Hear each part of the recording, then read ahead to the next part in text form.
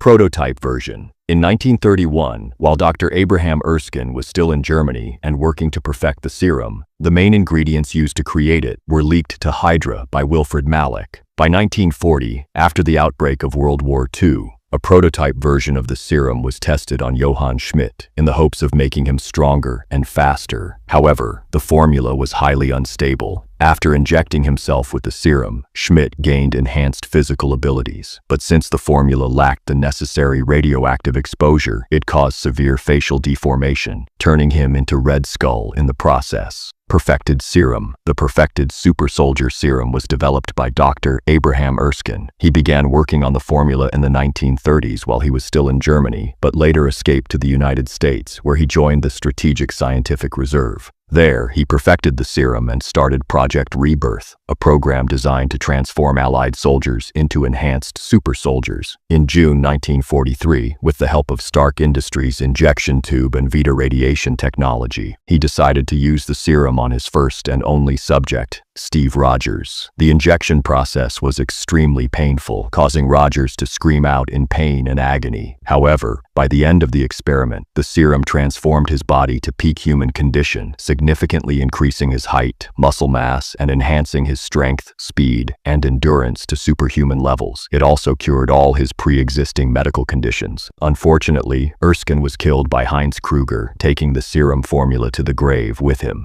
Hydra's version. In 1943, Hydra captured numerous American soldiers. They were presented to Arnim Zola to use as test subjects for his experiments, aiming to recreate the serum. Zola managed to create Hydra's first Super-Soldier Serum that didn't cause any side effects. Bucky Barnes was injected with the serum. Despite him not experiencing major physical changes in height or muscle like Steve Rogers did, he gained strength that rivaled his. With the serum in his blood, he managed to survive falling several hundred feet. However, he lost his left arm on impact. Hydra later retrieved him and equipped him with an advanced cybernetic arm that matched his super soldier strength. They also brainwashed him to become a cold-hearted killer, turning him into Hydra's deadliest weapon, the Winter Soldier. U.S. government serum. Following the influence of Steve Rogers in World War II, the U.S. attempted to create their own super soldier army. They ended up producing several different versions of the serum and forced African-American soldiers to be their test subjects. The soldiers who received the imperfect serum became unstable and started dying one after another, with Isaiah Bradley being the only soldier to receive a functioning version of the serum.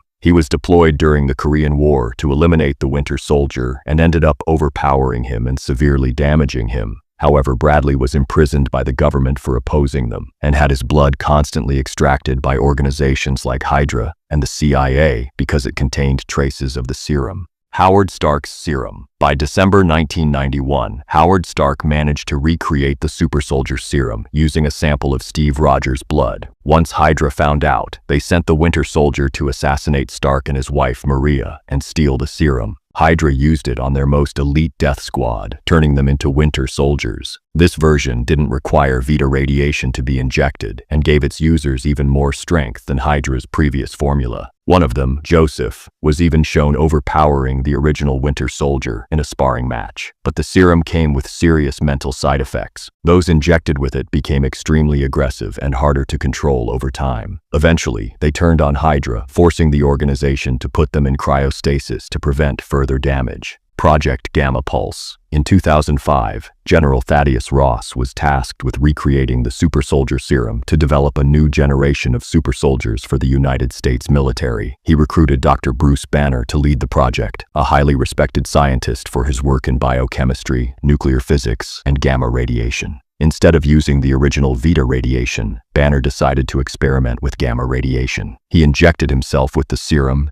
The experiment turned Banner into a massive green creature fueled by rage that was far stronger than any super soldier. Despite Banner and Hulk existing as two separate personalities for years, Dr. Banner managed to merge both of them together after the events of Infinity War. American recreated variant. In May 2010, under the orders of Thaddeus Ross, a variant of the serum had been recreated and was given to Emil Blonsky through multiple deep tissue and bone marrow injections, transforming Blonsky into a super soldier able to perform superhuman feats. However, this version of the serum had several side effects, including both physical and mental deterioration, such as a deformed spine and aggression. After Blonsky was given a transfusion of Hulk's blood by Samuel Stearns, it got mixed with the existing serum in his body and mutated him into the Abomination, a monster that rivals the Hulk in terms of strength. Later on, Blonsky managed to gain full control of his transformation. Soviet recreated variant. During the later years of the Cold War, the Soviet Union was able to perfectly recreate the serum and administered it to Alexei Shostakov. However, they were only able to recreate it once, leaving Shostakov as the Soviet Union's only and official super soldier, and started sending him on missions as Red Guardian. While his strength was comparable to that of the Winter Soldier, he lacked the same level of skill and combat efficiency.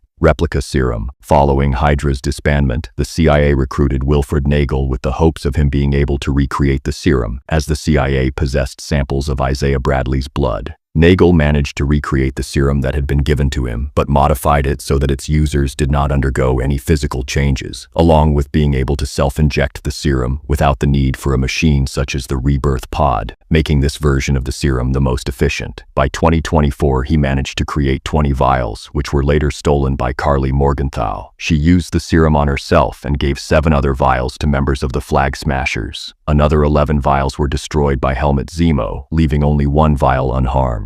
That was found by John Walker, who later injected himself with it, becoming a super soldier. Golden Sentry Serum. The Golden Sentry Serum was part of Project Sentry, a program created to build the ultimate superhero. But the serum was so unstable that everyone who took it died, except for one person, Bob Reynolds. The serum gave him godlike powers. His strength, speed, and durability were way beyond anything seen with previous serums. He was even able to easily overpower the Thunderbolts, a team that had 3 super soldiers on it. He also had a powerful healing factor, strong enough that he recovered in a matter of minutes after being killed by the kill switch. However, all that power came with an evil alter ego inside him called the Void, a living shadow that could cover entire cities in darkness, sending everyone that comes in contact with it into a dark dimension where their